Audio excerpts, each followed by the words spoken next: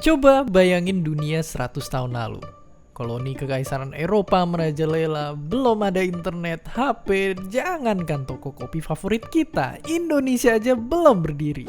Tapi jadinya nggak jarang juga kita penasaran sama arah sebaliknya. Kira-kira akan seperti apa dunia 100 tahun ke depan? Karena pertanyaan susah pastinya kita cuma bisa mengira-ngira dan bisa aja salah.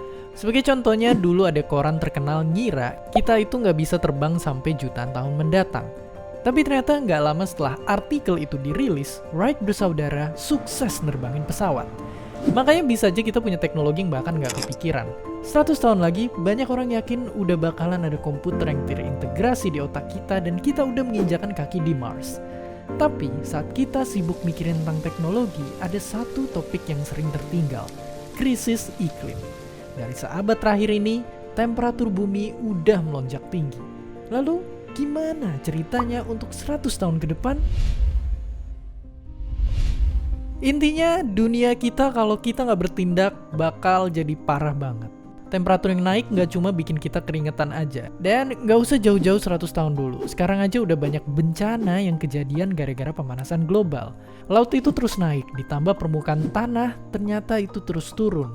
Bikin kota-kota pinggir pantai itu jadi terancam. Kalau langsung pakai contoh, coba lihat Semarang. Para ahli menduga baru di 2040 aja pesisir kotanya Semarang itu bisa tenggelam sampai kayak gini. Dan gak cuma itu, sedihnya keadilan iklim juga terancam.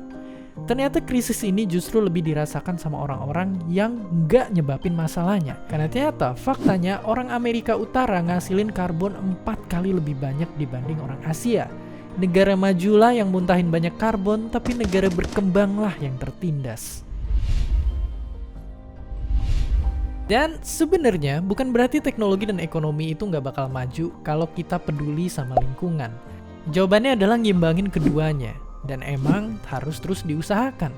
Sayangnya riset nunjukin kalau anak muda Indonesia sekarang masih belum begitu peduli dengan krisis iklim, makanya mereka belum aktif ikut kegiatan atau jalanin gaya hidup yang ramah lingkungan.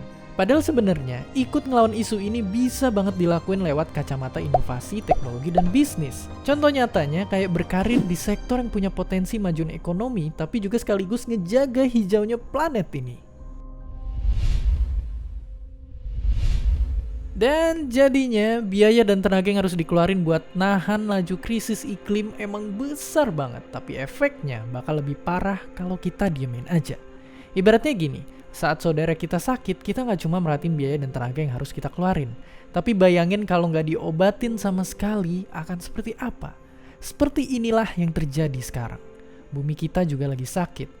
Tapi bedanya, di sini kita sendirilah yang akan ikutan musnah kalau bumi nggak sembuh-sembuh. Dan seperti biasa, terima kasih.